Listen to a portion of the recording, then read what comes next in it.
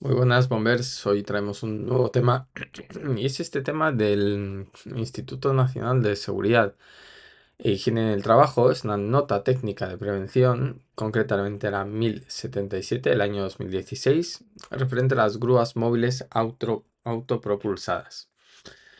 Vale, el autor es el Instituto Nacional, el INSIT, ¿vale? Instituto Nacional de Seguridad e Higiene en el Trabajo. Aquí tiene el nombre de los autores. Y bueno, el tema está subrayado. Luego te he traído aquí un pequeño resumen de todo lo que tiene este tema en Word. Por supuesto estará disponible, pónmelo en los comentarios si lo quieres, me pones tu correo electrónico y te lo mando sin problema. Y luego tenemos aquí el Anki, que recuerda, igual que el resto del temario, lo tienes disponible en preguntas, ¿vale? A la hora de explorar este Anki, pues veremos también que, bueno, está aquí todo el tema, ¿no? También con su referente en PDF y todo subrayado y demás. Vale, como este tema es relativamente corto, son solo 12 páginas, lo que vamos a hacer es leer todo el tema. Al final de la lectura nos iremos aquí al resumen y una vez leído el resumen, cortaré el vídeo y haremos un segundo vídeo con todas las preguntas, las 116 de Anki, ¿vale? Pues así lo haremos. Bien, vamos a ver a qué se refiere este documento. Las NTP, ¿vale? Son guías de buenas prácticas, ¿vale? Que son todos estos documentos, ¿no? De NTP.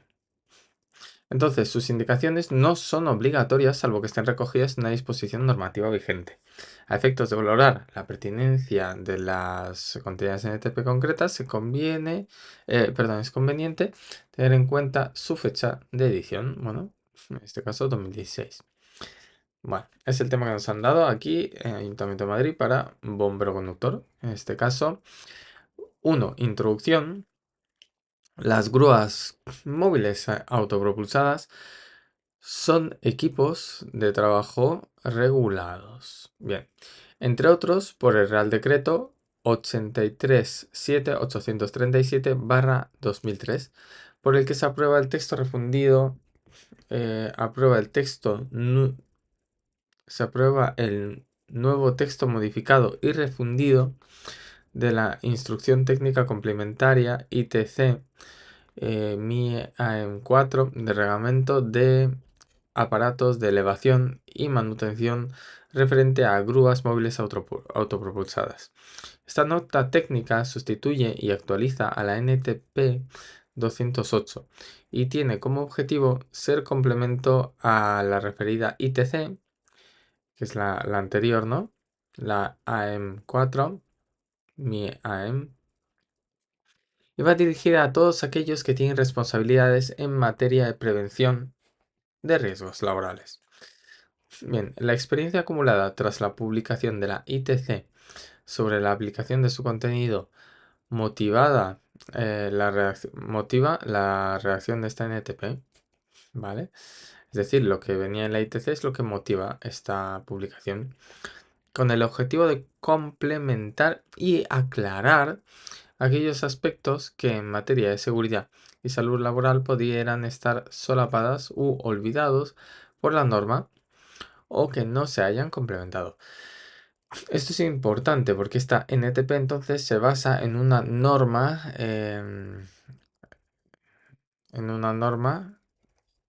de instrucción técnica complementaria, ¿vale? Por el que se aprueba texto modificado y refundido de la... O sea, lo sustenta este Real Decreto. Este Real Decreto que está... eh, equipo de trabajos. Digamos que está el Real Decreto que recoge la norma técnica y luego este NTP sale por una explicación de la ITC que es lo que se recoge en la ley, ¿vale? Entonces, la ITC establece criterios mínimos de seguridad, así como las operaciones de mantenimiento, revisiones e inspecciones oficiales y la formación del operador, pero no recoge aspectos como la resistencia de suelo, uso de grúa móvil con viento o la posibilidad de elevar personas en casos excepcionales, ¿vale? Eso no se recoge. Aplicación. Esta NTP es aplicable a todas las grúas móviles autopropulsadas. Yo creo que eso es bastante subrayable. Lo voy a poner en rojo. Grúas móviles autopropulsadas. Que entren en el apartado definiciones de este documento, que lo veremos. Aquí está. El apartado definiciones y partes. Bien, es importante indicar que los camiones grúa o grúas hidráulicas articuladas, camiones grúa o grúas hidráulicas articuladas, están excluidas de forma expresa en todo lo recogido en esta NTP. Camiones grúa o grúas hidráulicas autopropulsadas. Las hidráulicas no. Bien, en base a lo indicado en la ITC específica de grúas móviles. Bien, hay que recalcar que la ITC no se refiere, y hablando de la ITC se está refiriendo a la norma, ¿vale? Al instituto, a la instrucción técnica complementaria, MIE, de reglamento de apartados, manutención en referencia, a la cual se refiere esta. Vuelvo a leer, ¿eh? Las grúas móviles autopropulsadas son equipos de trabajo, entre otros, regulados entre otros por el Real Decreto este 837/2003, por el que se aprueba el texto modificado y refundido de la instrucción complementaria ITC MIE AM 4 a la que hace referencia esta NTP, ¿vale? Entonces dice, hay que recalcar que la ITC y por tanto en el Real Decreto no se refiere a un tipo de trabajo, en este caso la elevación y distribución de cargas en el espacio, que es a lo que habitualmente se dedican las grúas, sino que es un reglamento referido a un tipo concreto de máquina como son las grúas móviles, ¿vale? Es evidente que no es el mismo tipo de máquina o vehículo la grúa móvil que el camión grúa o la grúa hidráulica articulada. Hecho que ya aparece suficientemente explicado en la ITC, o sea que ya se explica la diferencia, ¿no? Yo veo relevante saberla, ahora lo vemos. Las condiciones de seguridad de las grúas hidráulicas articuladas o camiones grúa han sido tratadas en las NTP 868 y 869 de esta misma colección. Por tanto, esta NTP está exclusivamente dedicada a grúas móviles autopropulsadas. Vale, o sea que las hidráulicas y camiones de grúa están aquí. Si a alguien le interesa, lo puede encontrar ahí. Em, Bien, entonces grúas móviles autopropulsadas que respondan a la definición del apartado siguiente en el ámbito de aplicación de la ITC MIE 4, que estamos hablando de esta de aquí todo el rato, ¿vale? Técnica complementaria, MIE tal, y me lo vuelve a nombrar aquí, ¿vale? Muy bien. Y ahora, vale, mira, como me parecía relevante este tema de las diferencias esenciales así resumidas, lo vamos a ver. La base, mira, la grúa móvil autopropulsada, que es la que vamos a ver, tiene una estructura propia autopropulsada. Luego el camión grúa, sin embargo, es un camión con una grúa montada encima, ¿vale? La normativa, ya sabemos que la que regula estas son estas y aquí estas, pues las que hemos visto, pero además esta, la 1215 y la de 1997, que es otro Real Decreto. El tipo de pluma en las grúas móviles autopropulsadas es telescópica o celosía y en los camiones grúa es articulada. Ya sabes que la telescópica es como un catalejo de estos que se va abriendo, están los tubos dentro. La articulada va por brazos, se van abriendo los brazos, ¿vale? El giro es de 360, en las grúas es limitado, la capacidad de carga es alta en las grúas móvil autopropulsada y la camión grúa es media baja. Ya sabes, imagínate el típico camión con una grúa encima, ¿vale? Eso sería un camión grúa o grúa hidráulica articulada. Estabilizadores, pues mucho presentes, no secundarios, pero secundarios. Los estabilizadores en la grúa son fundamentales. La aplicación obra civil y esta distribución y carga logística. Formación y mantenimiento específico y regulado por ITC, ¿vale? General conforme al RD. ¿Vale? Pues ahí lo tenemos más o menos. Luego otra cosa que me pareció interesante de ver es pues los bomberos, ¿no? ¿Qué tienen los bomberos? Pues básicamente, a ver,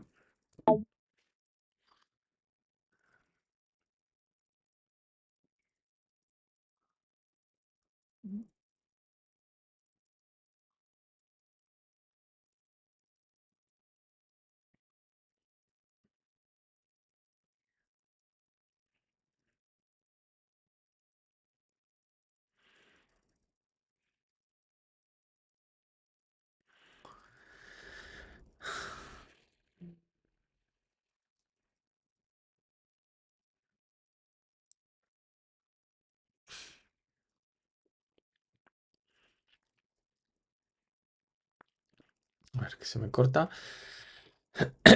Eh, bien, sabemos que la autoescala pues, es telescópica. Bueno, las escalas que tiene el ayuntamiento de bomberos son telescópicas. Entonces, por el tipo de pluma se podría englobar aquí. Pero bueno, habría que ver más detalles. Vamos a ver si hace referencia a esto, que esto es solo una suposición, ¿no? Así que bueno, pues ahí lo tenemos. Y ahora estoy aquí. Vale, vamos a continuar leyendo. Definiciones y partes. Esto es un punto clave. Una grúa móvil autopropulsada es un aparato de elevación de funcionamiento discontinuo, destinado a elevar y distribuir en espacios cargas suspendidas de un gancho o cualquier otro accesorio de aprehensión dotado de medios de propulsión y conducción propios. Bien. O que formen parte de un conjunto con dichos medios que posibilitan su desplazamiento por las vías públicas o terrenos. Bien, en este sentido se parece mucho a lo que tienen los bomberos, ¿no? Empresa alquiladora o arrendadora. Es todo titular como propietario, arrendador o financiero o similar, al arrendador financiero o similar de grúas móviles que efectúe el arrendamiento de estas con operador mediante las condiciones generales de contratación debidamente registradas. ¿Vale? Entonces, este te da pues la grúa con un conductor. Luego, empresa arrendataria o usuaria. Es la persona física o jurídica que utiliza la grúa móvil que le ha sido cedida en arrendamiento con operador por una empresa alquiladora. Aquí está hablando todo el rato de con operador, ¿vale? Con operador. En este caso, Bomberos sí que tiene en el Ayuntamiento de Madrid alquiladas grúas o de renting, ¿no? Pero no entraría dentro de este apartado, ¿vale? Porque aquí te está diciendo todo el rato que es con operador, ¿vale? Son detalles que bueno, viene bien tener en cuenta. Partes de la grúa móvil autopropulsada. Los- las principales partes de una grúa móvil son, vamos a ver la figura 1 que está ahí. Chasis portante, estructura metálica sobre la que además de los sistemas de propulsión y dirección se fijan los restantes componentes. Bien, esto se parece a un camión, ¿no? Está el chasis portante. Luego está la superestructura. Vamos a ver qué es la superestructura. Bueno, aunque no parezca, la cabeza de la grúa es esta, ¿vale? Por aquí entra el conductor. Para que no pienses que es aquí, va para allá. No, no. La dirección en la que circula es esta. Bien. Superestructura construida por una plataforma base sobre corona de orientación que la une pues al chasis y permite giro de 360 grados, la cual soporta la flecha o pluma que puede ser de celosía o telescópica.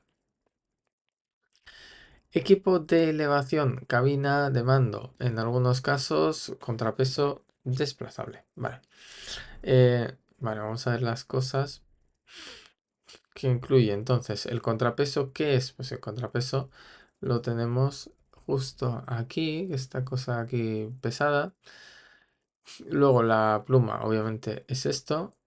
Ah, bueno, mira, te pone que el contrapeso es esto. Vale, pues el contrapeso es eso. Si lo dicen aquí. Genial. Siempre es algo pesado, pues que hace de contrapeso lo que puedas tú elevar. Aunque bueno, esto también hace en cierto modo de contrapeso, pero ciertamente si fuera esto el contrapeso, al girar la grúa ya no sería contrapeso. Entonces nada, olvídate. El contrapeso es eso que te ponen aquí, porque así la grúa puede girar y tener el contrapeso atrás en todo momento. Entonces, bien, la cabina, la pluma, el gancho, por supuesto, estabilizadores, que son estos de aquí, tanto este como este, ¿vale? Son 4 y se enganchan. Y luego la estructura giratoria, que aquí es donde dice que se engancha, ¿vale? Esto es la superestructura, entonces se engancha a lo que es el chasis, ¿vale? Elementos de apoyo, los hemos visto, estabilizadores, son las partes a través de las que se transmiten los esfuerzos al terreno. En concreto, se trata de los estabilizadores u apoyos auxiliares que disponen las grúas móviles sobre sus ruedas. Están constituidos por gatos hidráulicos montados en brazos extensibles sobre los que se hace descansar totalmente la máquina, lo cual permite aumentar la superficie del polígono de sustención y mejora el reparto de las cargas sobre el terreno. Bien, pues ya hemos visto lo que es una grúa móvil autopropulsada, ¿vale? Hemos visto también lo que es la empresa alquiladora, la arrendataria, esto siempre con operador y no va a influir en el tema de bomberos, como ya vimos. Bien, riesgos y factores de riesgo. ¿Cuáles son los riesgos principales de utilizar una grúa autopropulsada? Y los riesgos específicos y los riesgos generales. Bueno, voy leyendo, pues son todos bastante de sentido común. Referente al vuelco, estamos en riesgos específicos. Referente al vuelco o desplome de la máquina sobre objetos o personas, ¿debido a qué puede pasar esto? Pues al nivel defectuoso de la misma, al emplazamiento de la máquina en proximidades, taludes o terrenos inestables y que se hunda. Debido a sobrepasar el máximo momento de carga admisible por su efecto o por el efecto del viento.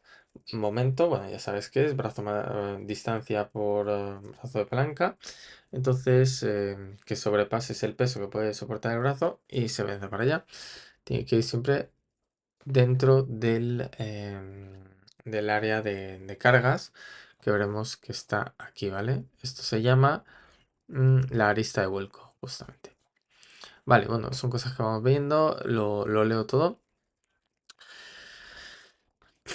Uso de condiciones contraindicadas por el fabricante. Claro, el manejo conjunto, el manejo del equipo, controles deficiente, falta de formación, falta de inspecciones periódicas, mantenimiento deficiente, fallo del sistema de elevación. Y también se puede producir la caída de la carga sobre personas u objetos debido ¿a qué? Pues a fallo del circuito hidráulico, frenos, etcétera. Choque de las cargas o del extremo de la pluma contra un obstáculo, por el viento o por una mala gestión, rotura de cables o de otros elementos auxiliares como ganchos, poleas, etcétera, o por el enganche o el estrobado deficiente realizado. El estrobado es el enganche, ¿no? La forma en la que se engancha. Bien, golpes contra objetos debidos a producidos por la carga durante la maniobra o rotura de cables de tensión. Atrapamientos diversos entre elementos auxiliares, ganchos, eslingas, poleas, por la propia carga debido a personal situado en la zona de influencia de los elementos auxiliares en movimiento. Ahora nos van a decir que solo se puede mover la grúa cuando no haya nadie cerca, sobre todo la carga. Bien, instalación inadecuada de equipos afectando a la visibilidad concreta de las operaciones de carga y descarga. Acompañar la carga mientras se está en movimiento, que eso no se puede hacer tampoco. Bien, contactos eléctricos debido a la entrada en pluma en contactos con cables y fallos en la instalación. Bien, riesgos generales. A continuación se detallan algunos riesgos comunes a la mayor parte de la utilización de estos equipos o se deriva de otros procesos productivos relacionados. Atrapamiento debido a existencia de mecanismos y engranajes al descubierto, personas situadas cerca de la zona de trabajo de la grúa, situar los pies entre el gato hidráulico de alguno de los estabilizadores del suelo y la operación de que trabaja el mismo, la cagada, te quedas sin pie, caídas a distinto nivel debidas a durante el estrobado o recepción de la carga cuando se realizan diferentes niveles al que está situada la máquina, falta de elementos de protección colectiva en elevadores equipados con pasarelas frontales y laterales, realización de trabajos en proximidad de taludes, existencia de terrenos irregulares, poco resistentes y o resbaladizos. em, todo esto es caída a distinto nivel. Trabajar con poca visibilidad o iluminación insuficiente, saltar desde la cabina al suelo, situar la grúa próxima a desniveles. Luego hay caídas al mismo nivel debido a la falta de orden, zona de trabajo con charcos, iluminación deficiente. Luego, contacto con objetos cortantes o punzantes durante la preparación o manejo de la carga debido a las cargas o aristas, a la existencia de elementos cortantes y que no lleves el EPI correspondiente. Puede haber caídas sobre las personas debido a izar las cargas mal, la existencia de cargas mal apiladas, fallo de los elementos de elevación y transporte, por choque de las cargas. Puede haber choque de las cargas sobre personas o materiales, sobreesfuerzos en la preparación de cargas de forma manual, pues eso, debido a ayudar o levantar peso superior a 25 kilos. Puede haber quemaduras, por supuesto. Puede haber trauma sonoro en el interior de la cabina de mando por el ruido generado por el motor, con niveles de exposición equivalente o por encima de 87 decibelios, en cuyo caso habrá que usar orejeras.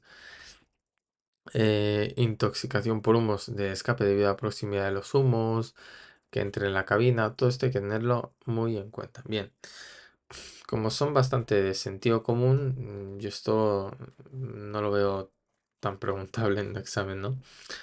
Vale, las medidas de prevención y protección es otra cosa. Vamos a ver. Las medidas de prevención y protección que se desarrollan en base a los riesgos descritos. Esto sí es interesante. En base a los riesgos descritos anteriormente, que no me los tengo que saber como un papagayo, sino que debo saber cómo prevenirlos y esto sí me interesa. Respecto al vuelco general, vamos a ver. Condiciones de instalación. Se admite que una grúa es segura contra el riesgo de vuelco cuando trabajando en la arista de vuelco más desfavorable, y ahora te dice lo que es la arista de vuelco más desfavorable. Vale, yo voy a subrayar arista de vuelco. Línea que forman dos apoyos o estabilizadores consecutivos. Pues entonces no vuelca. Mira, la arista de vuelco es esta, ¿vale? Si trabaja lateralmente, siempre que el centro de gravedad de la máquina más la carga se sitúe entre dicha arista más desfavorable y el eje longitudinal de la máquina, estará ok, ¿vale? Si trabaja por delante o por detrás de la corona, siempre que el centro de gravedad de la máquina más la carga se sitúe entre la arista más desfavorable y el eje transversal. Vale, pues vamos a verlo. Esto de aquí, este óvalo, es el que forma la arista. Entonces tenemos el eje longitudinal y el eje transversal. Bien, que te dice que trabaja lateralmente. Bien, el centro de gravedad de la máquina más la carga se sitúa entre dicha arista más desfavorable y el eje longitudinal. ¿Vale? Entre la arista más desfavorable, que vendría a ser esta. Aquí la tenemos. Arista y arista. Entonces se sitúa entre el eje, que es este de aquí, este otro también es el eje. Lateralmente pues tienes este espacio, ¿vale? Me pasa un poco. Tendrías pues lo que es todo este espacio hacia un lateral y todo este espacio hacia el otro lateral. En caso de que vayas frontal, tienes este espacio, o hacia atrás, pues este espacio, ¿vale? Entre el eje y la arista más desfavorable. Es decir, la carga tiene que estar ahí. Si se pasa un poco más, puede ocurrir esto aquí, que te vuelques. Bien, los ejes transversal longitudinal virtuales están situados en relación al centro de la corona de giro. ¿Ves? La corona de giro es esta de aquí.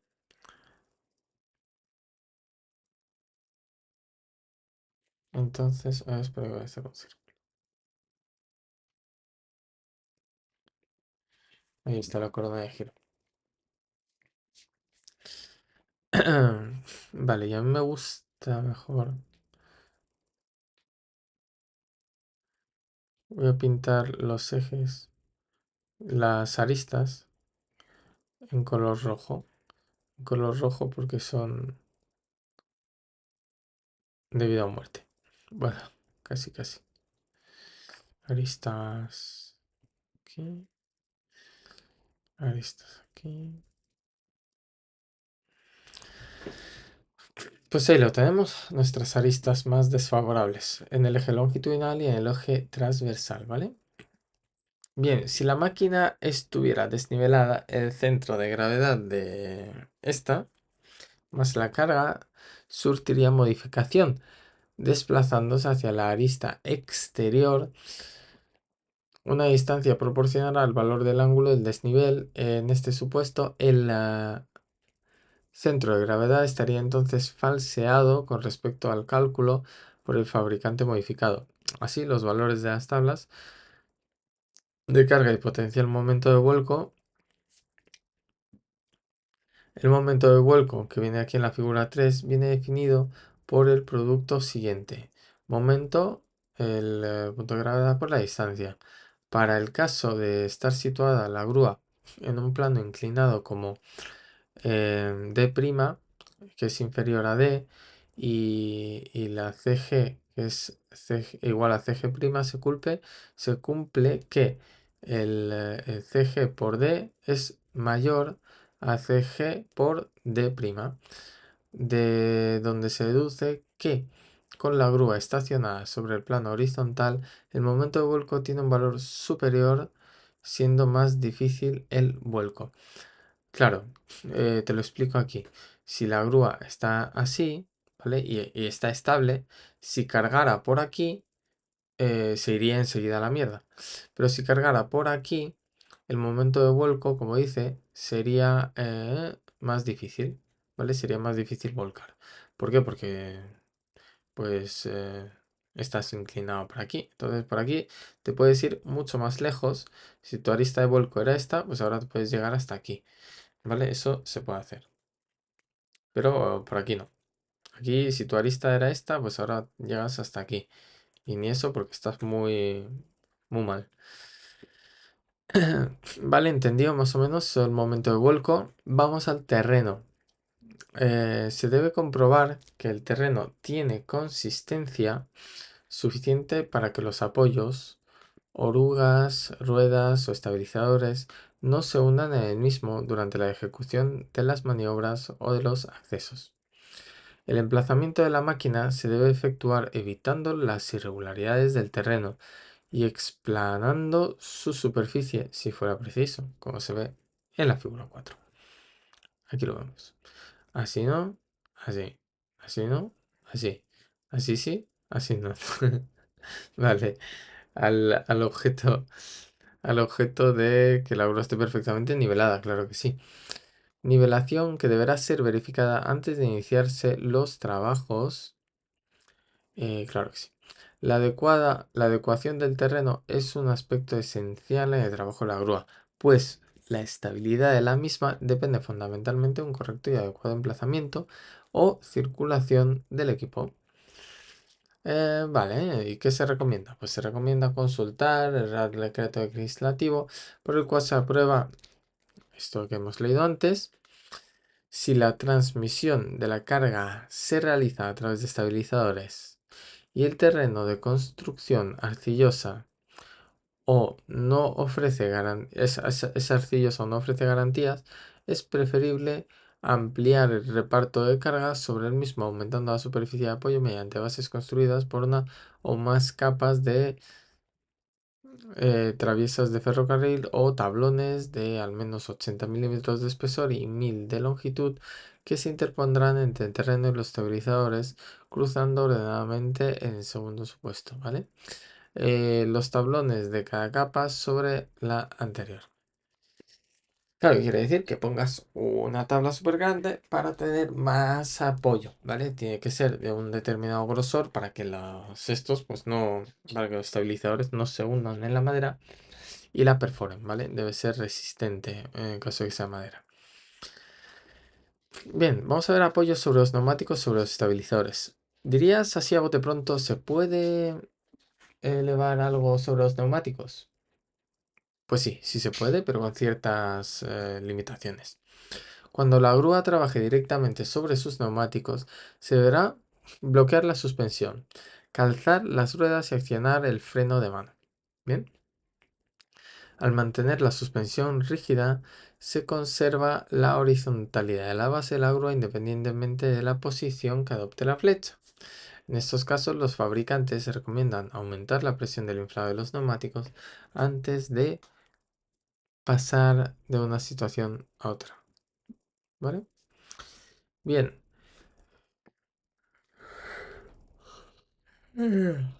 Madre mía. Sobre los estabilizadores. Cuando la grúa móvil trabaja sobre estabilizadores, que es lo recomendable, aun cuando el peso de la carga a elevar permita hacerlo sobre los neumáticos. Los brazos soportes de aquellos deberán encontrarse extendidos en su máxima longitud y manteniéndose la correcta horizontalidad de la máquina. Se dará la elevación necesaria a los gatos para que los neumáticos queden totalmente separados del suelo. Ver la figura 5. Totalmente separados es... a ver, está 5. Aquí, que está completamente separado. Ahora vamos a esto. No obstante lo indicado, hay que mencionar que uno de los avances tecnológicos que incorpora la última generación de grúas móviles es el sistema asimétrico de estabilización, que permite trabajar con los gatos extendidos parcialmente o incluso con extensiones diferentes entre uno y otro. ¿Vale? Entonces, esto que indicaba de totalmente, pues no siempre. Por tanto, hay que tener en cuenta que existe la posibilidad de trabajar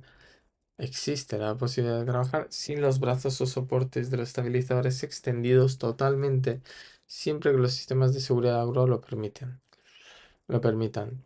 Y a mí, no sé, esto me parece una pregunta muy preguntable. Hay que tener en cuenta que existe la posibilidad de trabajar sin los brazos de soportes, obviamente, siempre que lo permitan aquí. ¿Por qué lo veo una pregunta de examen? Porque es algo nuevo, es algo de las nuevas tecnologías, bueno, relativamente 2016, ojo. Entonces, bueno, me parece relevante que lo nuevo se tenga más en cuenta. Entonces, bueno, ¿qué pasa en la maniobra? La ejecución segura de la maniobra, segundo, ujú. La ejecución segura de la maniobra exige el conocimiento del peso de la carga, por lo que de no ser previamente conocido, deberá obtenerse una aproximación por exceso, por supuesto, cuantificándola y aplicándole un peso específico entre 7,85 y 8 kilogramos decímetro cúbico para aceros. ¿Vale? Al peso de carga se le sumará el que elementos auxiliares, estorbos, grilletes, etc. Vale, si crees que un bulto pesa 20 pero no estás seguro, pues le pones 30, ¿vale? O para aceros, mm, 8 kilogramos por decímetro cúbico, más el peso de las cadenas y más. Bien, conocido el peso de la carga, el gruista debe verificar en las tablas de trabajo propias de la grúa que los ángulos de elevación y alcance de la flecha seleccionados son correctos. De no ser así, deberá modificar alguno de dichos parámetros. En operaciones tales como rescate de vehículos accidentados, desmantelamiento de estructuras, etc., la maniobra debe realizarse prestando atención especial, pues si la carga está aprisionada y la tracción no se ejerce verticalmente, el propio ángulo de tiro puede ser causa de que sobre la arista de trabajo se produzca un momento de carga superior al máximo admisible. Explico esto brevemente. Si tú estás tirando de algo que está atrapado, pues obviamente ejerces un esfuerzo. Entonces, al ejercer este esfuerzo, puede ser que te pases aunque estés dentro de la arista de carga, porque ya sabes que una fuerza aumenta el peso. O sea que hay que tenerlo en cuenta. De hecho, el peso es algo dinámico, no es algo estático, no es la masa, sino que estamos hablando de un vector. El vector de fuerzas, si aumenta por el esfuerzo que hacemos, pues puede aumentar, como dice aquí, el momento de carga superior superior al máximo admisible y se produzca un vuelco. Vale, vamos a continuar, que llaman a la puerta. Y creo que me he quedado aquí, ¿no? Vale. Verificar las tablas de trabajo, elevación. En operaciones tales como rescate de vehículos, pues tener en cuenta la carga aprisionada, como comentábamos, puede llevar un momento superior a la carga admisible. Por otra parte, deben evitarse oscilaciones pendulares que, cuando la masa de carga es grande, pueden adquirir amplitudes que pondrían en peligro la estabilidad de la máquina, por lo que en la ejecución de toda maniobra se adoptará como norma general se adoptará que el movimiento de carga a lo largo de aquella se realice de forma armoniosa. Claro, algo pendular, pues tengo una fuerza extra, ¿no? Es decir, sin movimientos bruscos, pues la suavidad de movimientos o pasos que se siguen en su realización inciden más directamente en la estabilidad que la rapidez o lentitud en que se ejecuten. Obvio. En cualquier caso, cuando el viento es excesivo, el gruista interrumpirá temporalmente su trabajo y asegurará la flecha en posición de marcha del vehículo portante. Eh, bueno, esto es una posible pregunta de examen. A ver, cuando hay viento, si hay viento en exceso, viento excesivo, se interrumpe el trabajo, sí, pero ¿y cómo se asegurará la flecha? Pues en posición de marcha del vehículo portante. O sea, en la posición delantera. Pero bueno, yo qué sé, puede entrar así como pregunta. Así que le voy a poner este examen. Hay más, ¿eh? O sea, no digo que estas sean las únicas preguntas. Sí que se pueden sacar más y están todas aquí en el Anki extraídas, pero algunas que veo así más claras que pueden ser, pues las pongo ahí. Bien, resistencia del terreno. Vamos a ver, ¿por qué es importante la resistencia del terreno? Para conocer la presión máxima permitida sobre el suelo o resistencia del terreno. En la tabla 1 se muestran los datos de presión máxima admisible en terrenos formados según la norma tal, que sirve para referencia. Es la norma DIN 1054 del 2005-1 para el asentamiento de la grúa. Para su aplicación es necesario reconocer el valor de las presiones que ejerce la grúa, el peso propio más la carga a elevar durante la maniobra y verificar que son acordes a los valores reflejados en la tabla. En todos los casos es importante que el terreno en el que se va a realizar la maniobra o por el que va a circular la grúa esté convenientemente acondicionado. Bien, vamos a echar un pequeño vistazo a la tabla. Extensión de brazos, soportes estabilizadores. Vale, aquí te dice no, sí, porque uno está más extendido, otro no. Y ya vemos que existe la posibilidad de trabajar sin los soportes completamente extendidos, ¿vale? O sea que este dibujo se ha quedado pues un poco anticuado, ¿no? Este no, ya sabemos que depende y sobre todo es sí. Bueno, más cositas. La presión admisible sobre terreno. Bueno, sí que estaría bien aprendérselos. A ver si te falta mucho por aprender, pues yo qué sé. No sería lo que me pudiera aprender, pero si acaso, ¿por qué no los 20 newton centímetro cuadrado? Pues que sepas que es el asfalto, la arena gruesa o grava, y que la grava compacta es superior en 5 y la arena fina pues inferior en 5. O sea, arena gruesa es el 20 newton, igual que el asfalto, ¿vale? Y igual que los semisólidos. ¿Por qué me puedo acordar? Porque la arena gruesa o grava es un semisólido, porque no es una grava compacta, que la grava compacta es la que tenía 25. Esa podría ser el duro. Pero al hablar de duro sólido, pues ya me paso en vez de la 25 la grava compacta a 30. Entonces, bueno, eh, arena fina 15, arena gruesa o grava 25. Y luego la grava compacta, perdón, 20 y grava compacta 25. Las de 20 son asfalto, grava, arena gruesa o grava y los semisólidos o sí, semisólidos. Y luego, bueno, esto de pastosos 0, blandos 4, consistentes 10, semisólidos, bueno, que suene así un poco, el 0, 4, 10. Llegamos al famoso 20, los duros y luego, claro, la roca viva, 100 newton metro cuadrado, esta sí me la aprendería porque, bueno, es curioso. Ahí está, 100 newton metro cuadrado. Mucho más que el asfalto, mucho más que la arena gruesa grava, que también es 20, y los semisólidos. Muy bien, pues hemos terminado con lo del vuelco. Todo esto era referente al tema de vuelco en general, ¿sí? Y ahora vamos a pasar, igualmente estamos dentro de las medidas de prevención y protección, no te olvides. Hemos visto las de vuelco y luego las de trabajo de proximidad a taludes, normas de actuación. Pues vamos a ver, pues para que no se caiga la máquina, ¿no? Vamos a ver qué debemos tener en cuenta aquí.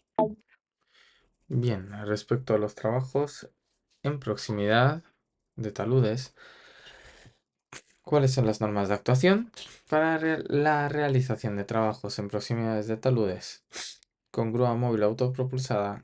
Además de las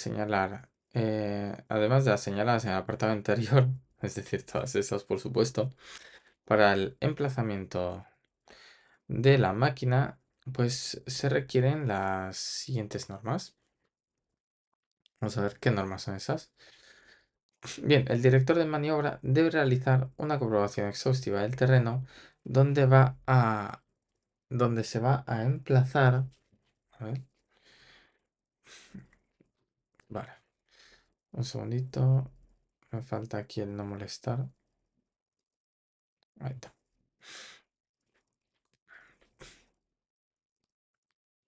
Donde se va a emplazar la grúa antes de la maniobra, con el fin de verificar que se adecua a las características de la grúa que vaya a realizar la maniobra. Esto lo vimos anteriormente, ¿no? Estabilizar el talud antes de proceder al emplazamiento de la grúa. La grúa debe estar posicionada completamente plana con respecto al punto más alto del terreno o completamente estabilizada en el plano horizontal de la grúa. Si fuera imposible que la superficie de apoyo fuera plana y la superficie de apoyo de la grúa está inclinada, la suspensión de cargas de forma lateral se hará desde el lado contrario a la inclinación de la superficie. Esto es lo que comentábamos aquí, ¿vale? Si estás así, pues obviamente la elevación será hacia el lado contrario, que es este de aquí, ¿vale? Ya nos lo están diciendo ahí también. Bien. A la inclinación de la superficie. Bien, como norma general, ante un corte del terreno, la grúa móvil autopropulsada no se estacionará en su parte superior, sino en una distancia. La grúa móvil autopropulsada no se estacionará en su parte superior si no es a una distancia igual o mayor a la altura del corte, si fuera posible. Esto, terreno duro, igual. Igual o mayor. Voy a subrayar igual o mayor. A ver.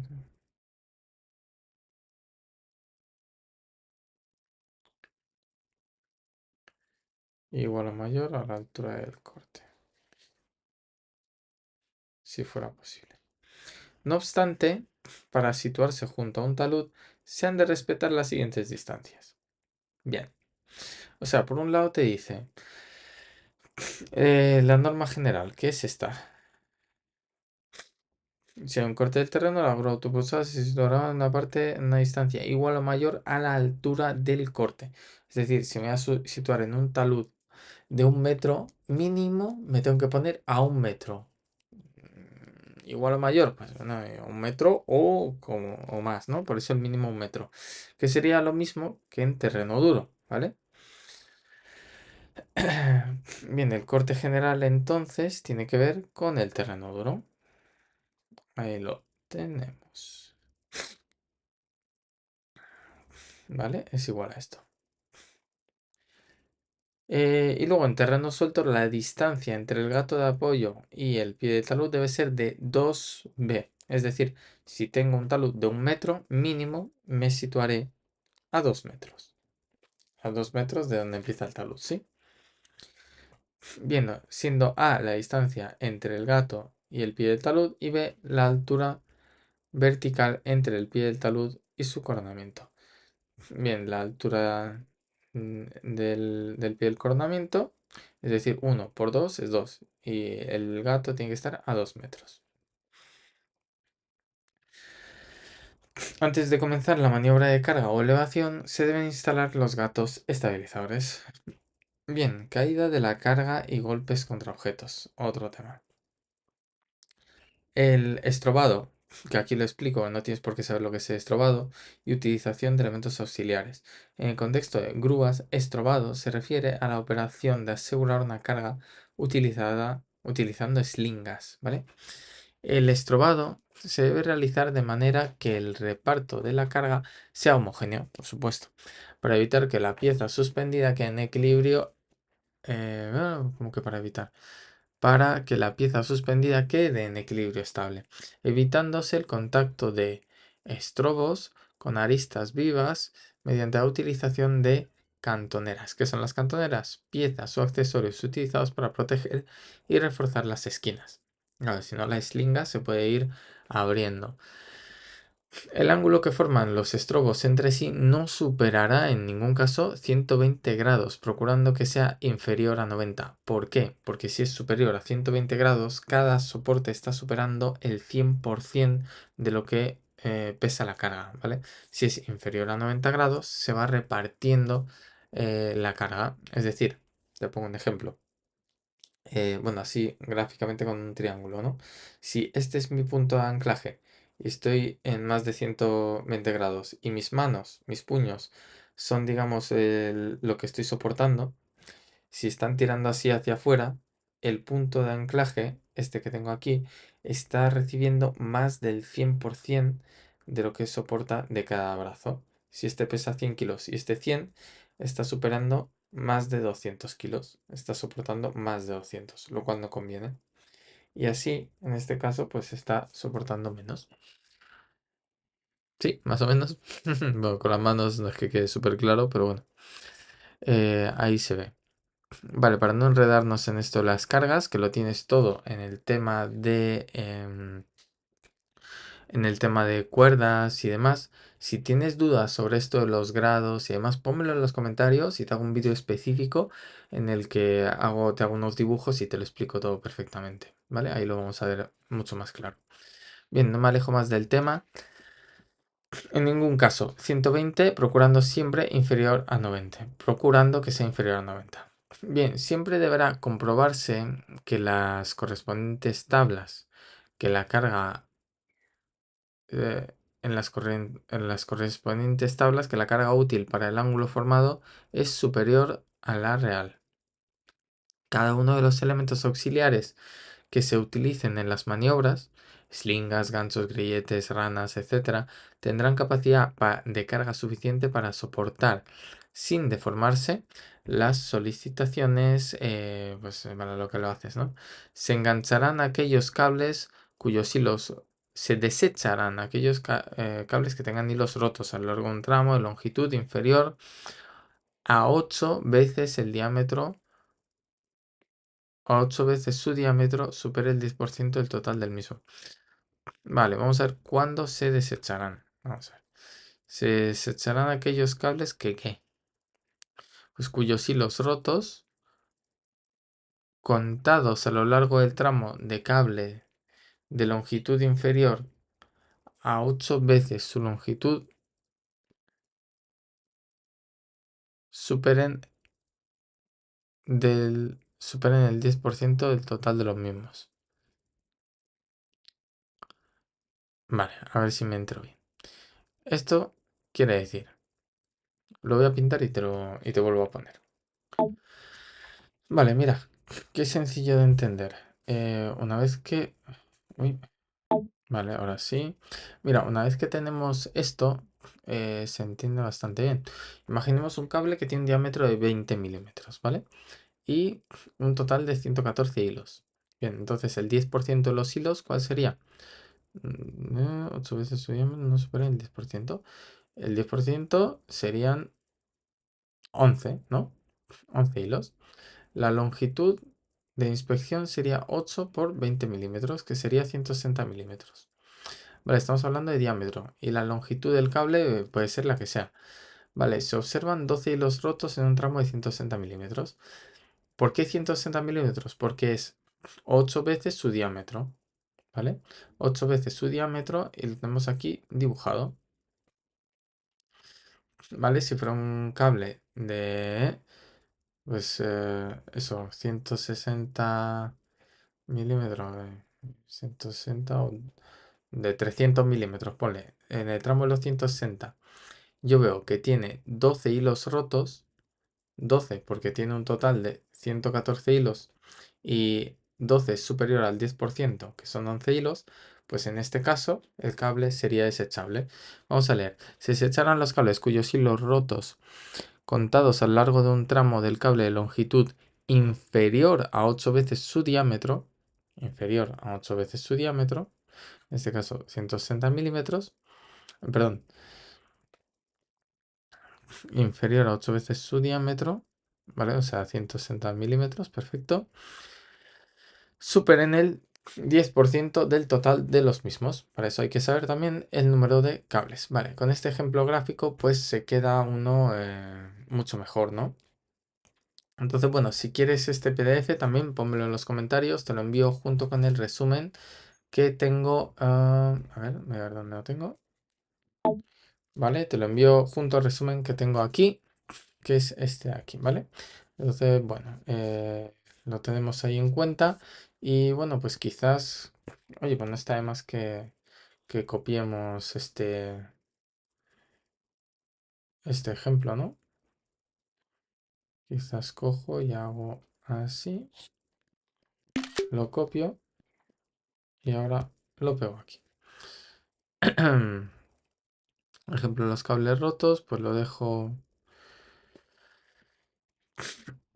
aquí para que se vea. Vale, aquí vamos a volver al Anki, que lo haremos ya en la siguiente. Ya tenemos ahí preparado. Y vamos a ver qué significa esto. Pues significa esto. Muy bien. Vale, recuerda que el temario también lo tienes disponible en el pack del Anki. Bien. Ahora no me deja cambiar. ¿Se habrá pillado o no? Vale. Vale, visto ese párrafo, entonces estamos en hora. Zona de maniobra. Sobre los trabajos de proximidad, ¿cuál es la zona de maniobra? Se entenderá como tal todo espacio que cubra la pluma en su giro o trayectoria. Fíjate qué importante para que no haya pues, desprendimientos, atrapamientos de alguien, lo que sea. ¿vale? Desde el punto de amarre de la carga hasta la colocación, ¿vale? Hasta el de colocación. Esta zona deberá estar libre de obstáculos. Previamente habrá sido señalizada y acotada para evitar el paso de personal en tanto dura la maniobra. Si el paso de carga suspendida sobre las personas no pudiera evitarse, se emitirán señales previamente establecidas, generalmente sonoras, con el fin de que puedan ponerse a salvo de de posibles desprendimientos de aquellas. Cuando la maniobra se realice en un lugar de acceso público, tal como una carretera, el vehículo grúa dispondrá de luces intermitentes o giratorias de color amarillo, situadas en un plano superior que deberán permanecer encendidas únicamente durante el tiempo necesario para su ejecución con el fin de hacerse visible a la distancia, especialmente durante la noche. Esta señal giratoria es la V16, me parece que era. Ahora va a ser obligatoria a partir del 2026, me parece que era, o de 2029. En vez de los triángulos se llevará esa señal, lo cual me parece muy bien porque señala mucho mejor. Eso lo veremos en la normativa de seguridad vial. Bien, atrapamientos. No debe situarse personas próximas a la zona de elementos auxiliares de movimiento. El equipo se debe instalar de forma que permita la visibilidad correcta de las operaciones de carga y descarga por parte del operador y o estar ayudado por un único señalista. ¿Cuántos señalistas debe haber? Pregunta de examen. Uno. No se debe acompañar la carga mientras está en movimiento. Por supuesto, puede ocasionar problemas. Los operarios deben permanecer o situarse fuera del radio de acción de la carga. Lo hemos visto antes. Bien, contactos eléctricos, actuaciones previas. Con carácter previo se debe comprobar si existen líneas eléctricas aéreas próximas, claro. Las distancias mínimas entre la línea y el extremo de la pluma en su máxima posición de trabajo, pues es necesario contacto para que se produzca una descarga. Es necesario el contacto. Claro, si no llega la pluma, pues no te va a dar. Disponer de accesorios de elevación aislantes, por ejemplo, slingas, poliéster y aislar los enganches. Poner la grúa móvil a tierra a través de un cable unido con una pica de cobre clavada en la tierra a una distancia mínima de 3 metros de la grúa.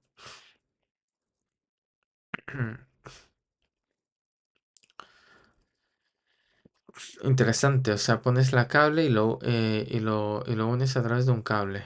Pones la pica y lo unes a través de un cable a 3 metros para que lleve la corriente a tierra inmediatamente. Vale, eso de las distancias lo vamos a ver. Lo vamos a ver justo aquí. Procedimiento de trabajos en proximidad de líneas eléctricas. El trabajo en las proximidades de líneas eléctricas es muy peligroso debido a que la pluma puede entrar accidentalmente en contacto o en la zona de influencia de la línea y provocar un accidente. La zona de influencia quiere decir que por arco eléctrico, aunque no toque directamente la línea, puede producir una descarga. Por eso estas recomendaciones estar a 5 metros, 3 o 1, dependiendo de los kilovatios que pasen por la línea.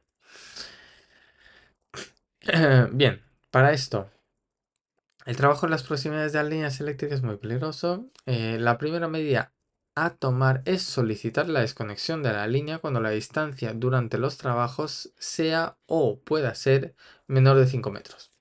Da igual la tensión, te lo dice así. Generalmente solicita desconexión. Si la desconexión ahora no es posible, hay que adoptar las siguientes medidas. Señalizar la zona de influencia de la línea.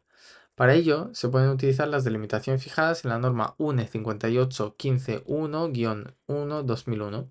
Mantener una distancia de seguridad según lo establecido en el Real Decreto 614/2001 y la guía técnica para la evaluación y prevención de riesgo eléctrico. Ver tabla 2, que ahora la vemos, figura 6 y figura 6.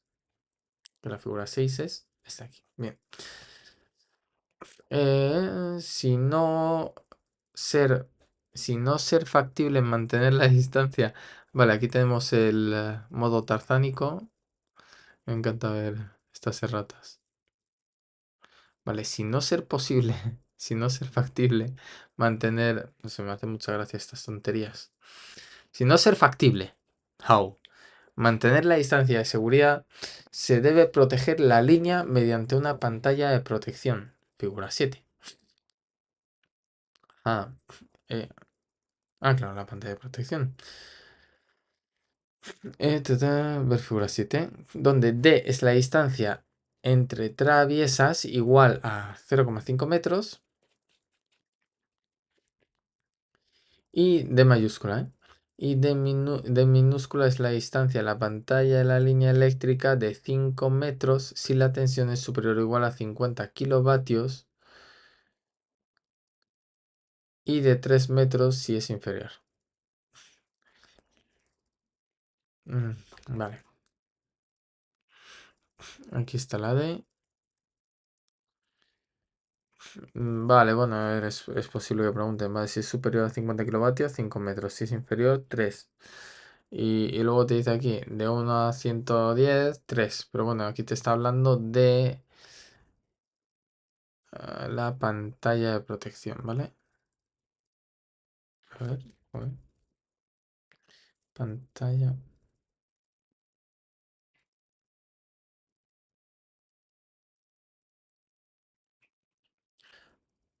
de protección. Uy, ¿qué le pasa a esto?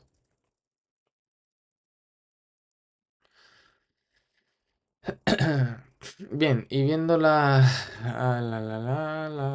cara, ¿vale? Línea aérea, límite de aproximación, contados de máxima oscilación, es este.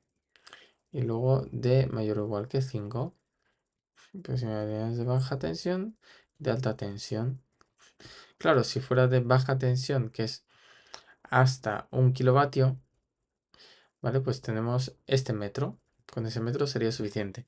Si es de alta tensión, te hace una pequeña diferencia entre 1 kilovatio y 110 kilovatios, que podría ser 3 metros, ¿vale?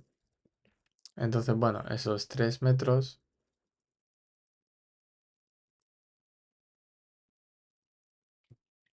en caso de que sea el caso 1, ¿no? Superior a 1 kilovatios y hasta 110.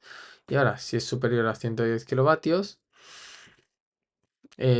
ya siempre van a ser 5 metros y en caso de que sea desconocida, por supuesto, 5 metros también. Límite de aproximación contado con la máxima oscilación del cable.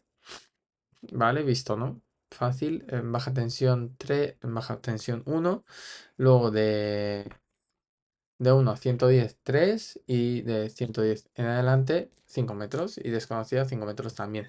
En el caso de que la distancia sea en pantallas 50, superior a 50 metros, 5 metros. E inferior a 50 metros, 50 kilovatios. Vale. A ver que esto. Distancia de traviesa igual a 0,5. Distancia de la pantalla en línea eléctrica de 5 metros si la tensión es superior a 50 kilovatios. Superior o igual. Y de 3 metros si es menor. Distancia de la pantalla a la línea eléctrica. Bueno, pues estamos aquí en lo mismo, pero en este caso ponemos una pantalla. La pantalla, ¿a qué distancia la vamos a poner? De la línea eléctrica. Si la tensión es superior a 50 kilovatios, superior o igual a 5 metros. Y si es inferior a 3 metros. Bien, fácil, ¿no? Tema de la pantalla. Bien, vamos a ver el procedimiento entonces en caso de contacto accidental. Vale, en este caso has contactado o no has contactado, pero bueno, te has pasado estos 5 metros, te ha dado un arco eléctrico y ¡pum! Hay tensión. Vale, en ese caso de contacto accidental de la flecha con los cables de línea eléctrica de tensión, el gruista debe mantener la calma y permanecer en la cabina hasta que la línea sea puesta fuera de servicio, ya que en su interior no corre peligro de electrocución. Si es posible, debe avisar a todas las personas implicadas en las operaciones para que no se acerquen a las proximidades de la grúa autopropulsada y, si es posible, intentar llevar la grúa a una zona fuera de peligro. O sea, para que no se acerquen a la grúa autopropulsada y, si es posible, intentar llevar la grúa a una zona fuera de peligro. ¿Pero quién? O sea, si es posible, avisas a todas las personas de las operaciones para que no se acerquen a las proximidades de la grúa autopropulsada. Y si es posible, pues intentes llevar también la grúa a zona de peligro, ¿vale? Entonces, en caso de contacto se debe intentar llevar la grúa a una zona fuera de peligro. pues sí, aquí está. Se debe avisar y si es posible, eso. No obstante, si se viese absolutamente obligado a abandonarla, deberá hacerlo saltando con los pies juntos, lo más alejado posible de la máquina para evitar el contacto simultáneo entre esta y la tierra, ¿vale? Claro, ¿por qué? Porque si tú te bajas con un pie encima de la máquina y otro en el suelo, tu cuerpo hace de cable y pasas la tensión de la máquina a la tierra y te fríes. Si pegas un salto con los pies juntos, no estás transmitiendo la carga eléctrica de un lado a otro. Entonces, pegas un salto, pegas salto, pegas salto, ¿vale? Entonces debes tener un único contacto con la tierra. Pies juntos y ya está. Medidas de prevención frente a otros riesgos descritos. Bien, atrapamientos. Vale, y aquí terminamos con el tema de los riesgos eléctricos. Bien, como hemos terminado aquí, esto de los riesgos eléctricos, yo lo voy a dejar aquí para seguir, ya que vamos por la página 6, justo por la mitad de las 6, son 12 páginas. Entonces ya continuaremos desde aquí en una continuación de este vídeo, ¿vale? Esto lo llamaré parte uno y al otro parte 2, ¿vale? Haremos parte uno, parte 2 de esta nota técnica. Y nada, pues si te gustó este vídeo, si te gustan las explicaciones, dale like. Si quieres contar con el resumen, que lo tengo aquí mismo, pues también lo tienes disponible. Vamos a leerlo brevemente hasta el punto 5, que es donde nos hemos quedado. La introducción. La NTP 1077 actualizada, la antigua NTP 208 complementaria, perdón, y complementa la esta, ¿no? La ITC MIE AM4, como hemos visto, sobre móviles autopropulsadas, aunque no es normativa obligatoria por sí misma, tiene un valor técnico en materia preventiva. Aplicación se aplica exclusivamente ¿a qué? A grúas móviles autopropulsadas. Yo creo que eso vale la pena incluso resaltarlo ahí en negrita, ¿no? Pero bueno, excluyendo otros tipos de camiones grúas.